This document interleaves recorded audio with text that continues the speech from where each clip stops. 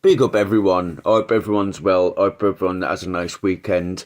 So I did say that we'd read some of this stuff out. Now, before I do start reading some of this stuff out, you know, none of this stuff is my opinion. None of it is me saying it. You can clearly see that I'm just reading comments off the screen. The lad that's missing, hope he does get home. Hope nothing bad's happened to him.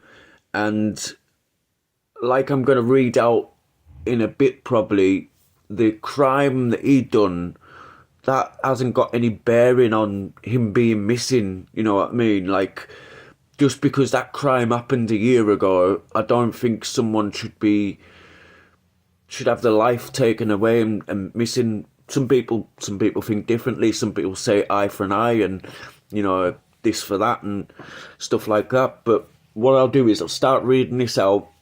It's not my words, just remember that. I'll read it just so if there's anybody that can't really see it properly but you can pause it and you can read it yourself. So this is from a Jay Slater Discussions and Theories. So we are talking about Jay Slater, the lad that's missing in Tenerife. So this starts off with, "This is a fake account to protect me and my loved ones. This is not fake. Lucy May is not innocent at all. I am a close associate to Lucy and others in the Tenerife and Ibiza area. Rumours are true. Lucy is a drug mule. We work together, about 20 of us, split into groups, half to Ibiza and half to Tenerife. This is our job. We get brought out every event or every month in general to deal, depending on who you are, how long you've been doing it, or what you've done, or what you have done. You all get paid differently. Lucy is more the top dog in it. Lucy gets paid £25,000 a month to deal and sell drugs. About 10 of us get 14,000, and the new recruits just get paid 5,000. Lucy met Jay at a festival and started discussing with him over Snapchat about how much we make doing all this, how it's a luxury and we basically live the life. Jay came along to Tenerife and met me and Lucy there. Lucy explained the danger to Jay. If we fuck up, we are basically dead. Our bosses take disrespect to heart and do not tread lightly. From past experiences and what we have witnessed, and then there's a full stop. We get dropped backpacks of packs, estimated about 17,000 to sell and dish out at the festival. So I'm going to stop a second. So the whole reason that they've gone over there, well, for that lad anyway, in the news, it says in the news that he's gone over there for this festival. So he's gone over specially for this festival. So it kind of adds up, doesn't it? That person saying this stuff, and this isn't just the first that I've heard of this as well. There's a lot of this going around social media. So we'll carry on with the rest of the statement. So we'll carry on with that bit. So it says festival or the streets in general. There was 5 bags, and we got given designated bag holders who would have the bag 24/7 and then take out however much anyone needed. Lucy had a bag, along with me and also Jay. We separate into groups and go our ways to sell. Lucy then gets a phone call from Jay about 3 a.m. Monday morning. Him crying, saying he's lost the bag. Lucy didn't think anything of it until he told her that he's taken half of them for himself already, and then the bag was stolen. Of course, we all panic because our lives could be at stake here. This is someone's business and we've lost them £6,000. We go and meet Jay and Lucy tells him how she doesn't know what she's going to do or what she's going to even say. And at around maybe 5 a.m, our bosses ring, as that's the time they come to our current location to collect the remaining packages and money. Lucy didn't tell him on the phone that Jay had taken half already and lost the bag on top of that. Around 30 minutes later they came to collect, and realise there's only 4 bags. We all get questioned, and that's when Lucy explains to him what Jay has done. He went back into his car and got straight onto the phone. Lucy told Jay, "See, I told you it'd be alright." About 2 minutes later, he comes back and tells us all to turn around. He tells us we either find them £30,000 right now, or we get killed. At this point, Lucy starts crying and is trying to reason with him, begging him.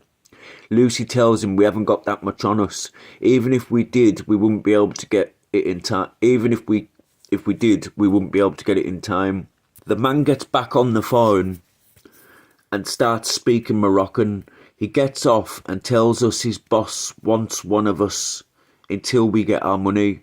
We try again to reason with him and offer him something else. After failed attempts, the man says he's taking Jay, as he is the one that's done the damage. After Lucy was perfectly fine and stopped worrying all of a sudden, we all sat down and explained how the hell we are resolving this. Nothing like this has ever happened. We got a phone call saying that if we didn't get the money, Jay's dying. Lucy said we are going to get into so much trouble and suggested we just go home right now, but we couldn't, as now we had people watching us from every step we took. We have never had this happen in all the years of doing so. Our bosses do not play. They are dangerous people and do not give anything a second thought. We have no idea where they have him. Lucy then goes into Jay's bedroom and gets his phone that he had left on charge. I can 100% confirm his phone was not about to die and was at a good percentage. Lucy then starts explaining how people are going to realise and start ringing him and looking for him. We got a taxi and went to the deepest into the mountains, where Lucy opens Jay's phone and leaves it on the floor. We then drive back. At this point, it's coming up at 7:30 a.m. We are still getting phone calls and messages threatening our lives. Lucy then phones Jay's mum and explains to her what he's done.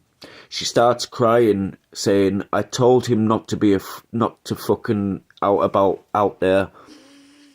Just basically saying she warned him.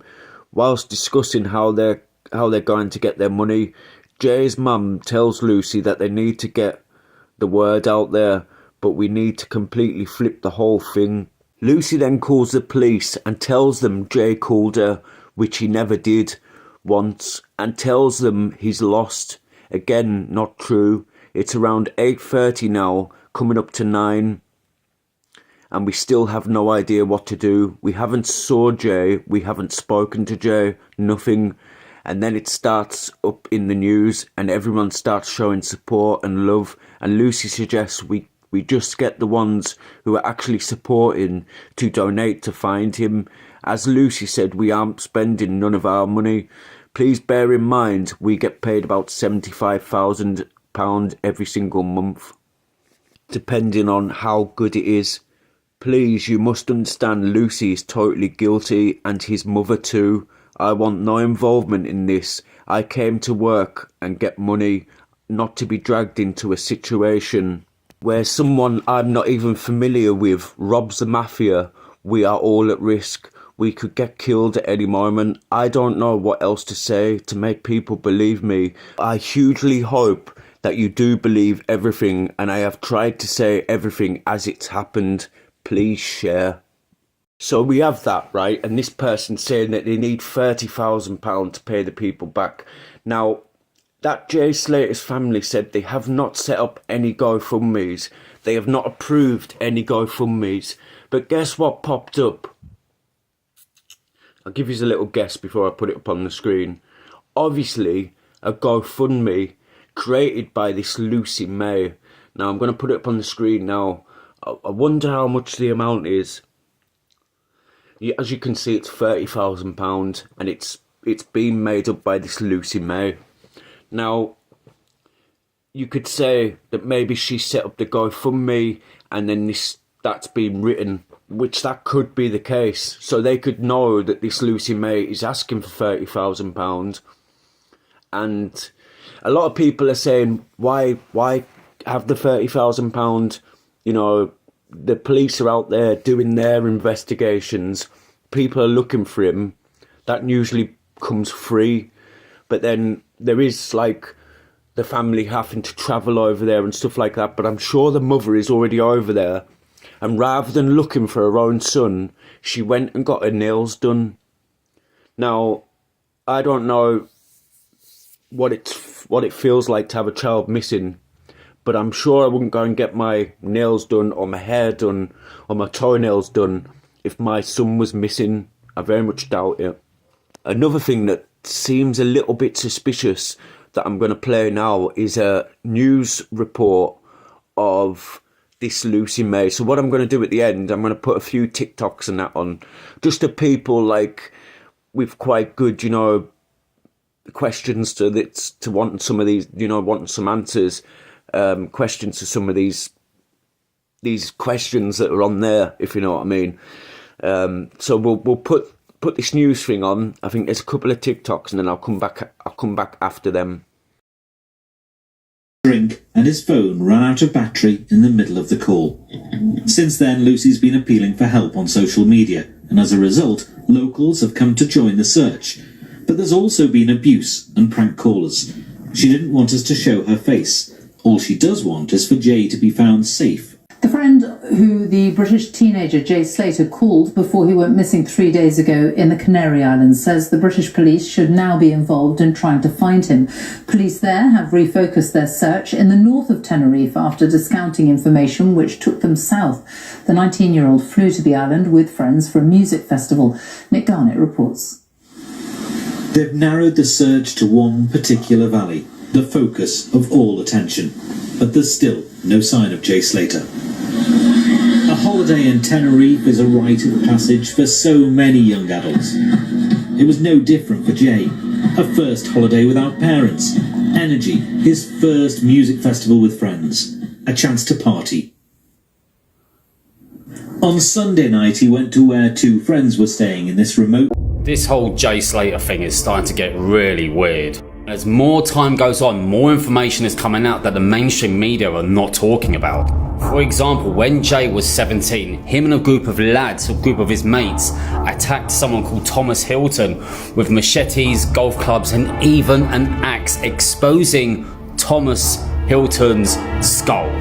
But Jay and the lads avoided jail, as you can see here, 25 days of rehabilitation activities and 150 hours of unpaid work. But then fast forward a year, Jay's now gone missing in Tenerife and no one has seen him for 5 days now.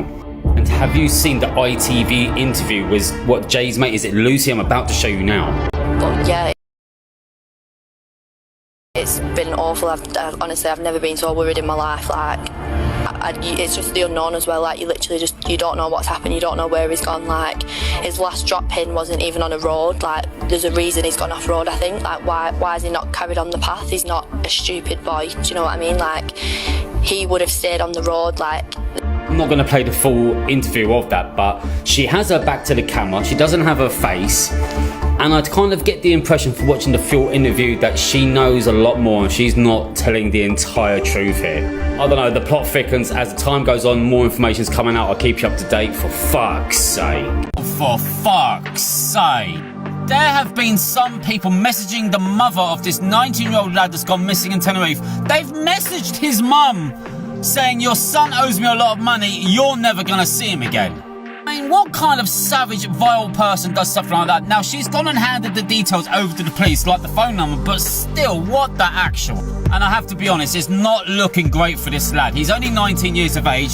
He was probably hanging out of his backside after attending a 3-day festival, and for some reason, he's gone back to some lad's place, I'm going to assume to pick up a substance to perk him up. But he missed his last bus and he's decided to take a 10-mile hike through the mountains. That just doesn't seem right to me whatsoever.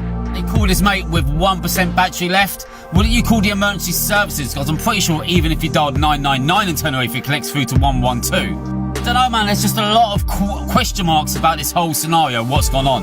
But regardless of that, I hope they find the lad, but it's not looking great, for fuck's sake. So yeah, you heard there that when all this, because you probably would have heard this bit, when the lad had gone missing, the mother got a phone call from they don't know who, saying that the son owed a lot of money and that he was going to die for what he'd done, whatever he'd done. Maybe it's what was said there, I don't know. So this is just a little bit of information, and I'm obviously going to look at it a bit more and probably find few more things, and I'll make another video. But this was just to give you a rough idea of what's being said out there in the internet world. So that's going to be it for this one. Like, share and subscribe, and I'll see you next time.